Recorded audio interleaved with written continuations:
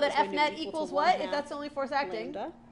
Or we can say right? lambda is so if we equal know the to mass 2L. of that charged particle, then we can find its acceleration. Well, that's fun.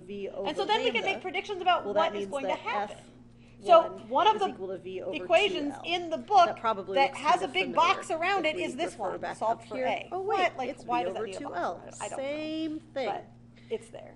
We could go through, and if you would like to, you are very welcome to go through and do the derivation. Did you notice my box is a little bit but I am going to ask for now, just kind of for the sake of time, that's the big deal. There are a couple of questions here that I want you to work through, so I'm going to read them to you.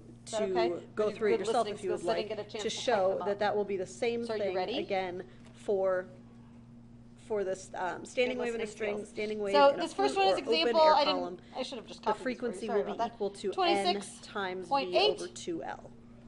So that's all well and good. You say, why are we going through this process? Well, it's kind of nice to know that flutes and instruments all hold standing waves with the same relation. I've had it. All of those other another problem to work on? musical instruments. So you've got your clarinets, you've got your trombones, you've got your saxophone, 2 6-centimeter diameter electrodes, brass instrument, woodwind instrument.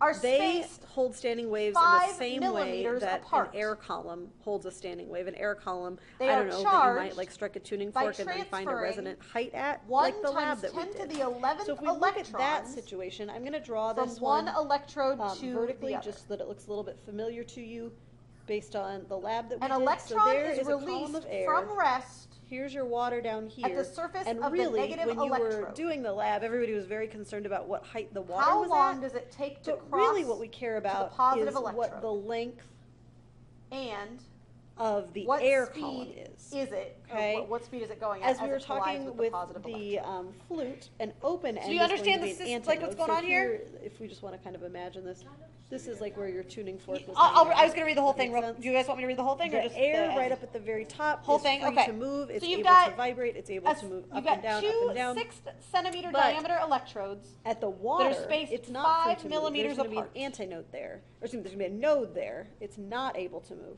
So the simplest standing wave is going to look something like this.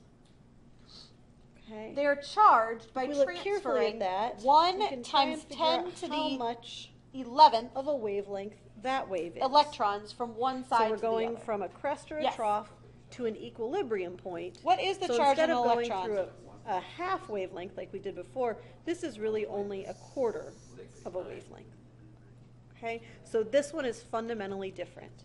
In this case, F, which again equals V over lambda, same relationship. An electron is released from the surface of the negative electrode. So here's the negative one. So if we solve and this is the part that, like, when you're actually designing a capacitor, okay, so you don't really want this to happen. You don't want an electron to leave here and go this way, okay? But that's what we're talking about in the story. In the denominator. Okay?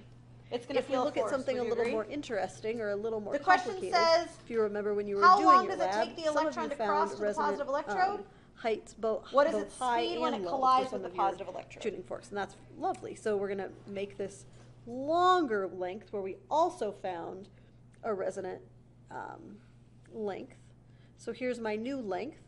In this case, we're going to have another standing wave, which means that we've got, well, we still have an antinode at the top. We still have a node at the bottom, but now we're going to have a node in the middle and an antinode in the middle. So it's going to look something like this. So we're going to go antinode through to a node. There's an antinode and then to a node. And then we'll go the other way just so we can complete the standing wave. Something like this. In this case, now we've got, there's a quarter plus a half. And a quarter plus a half is, of course, going to give us 3/4. So this is 3/4 of lambda. So F here is equal to V over, well, it's going to be, excuse me, let me erase that, 4/3 L. We don't want to freak out that there's a fraction in the denominator, so I'm going to go ahead and move that thing up to the top. So I'm going to get F is equal to 3 times V over 4L. And that's nice. I mean, it looks kind of similar. It's got the V over 4L part, but you'll notice that the second simplest standing wave in this case has a 3 here. Okay? So the rule for this type of standing wave where you have one open space and one open end and one closed end, F sub n is equal to n times v over 4L. And again, we could go through a number of these and keep propagating it out, and you would find this result. The key here is that n must be odd. Okay, so there are no even harmonics when you have one open end and one closed end. So this is what you're going to use for the resonance lab.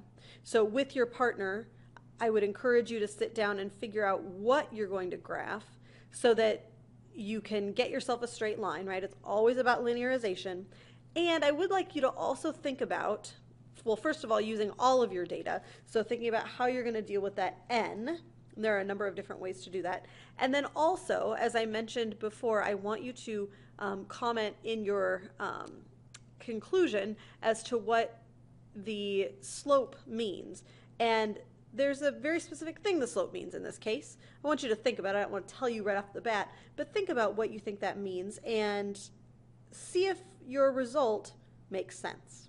Okay? I hope this helps, and if you have questions, of course, let me know. See you soon. Bye.